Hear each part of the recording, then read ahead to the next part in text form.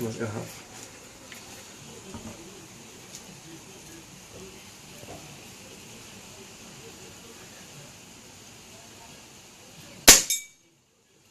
Acertou, mas não quebrou. A 30 metros de distância. De novo. Na primeira da direita.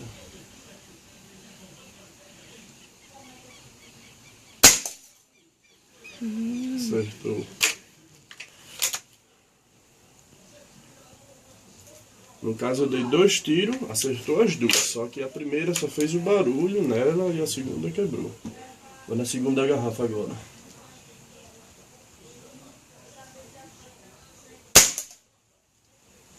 Viu que quebrou? Quebrou, só não derrubou, né? É, mas ela quebrou. Foi. Dê uma pausa aí no vídeo que eu vou botar o chumbo ali. Pronto.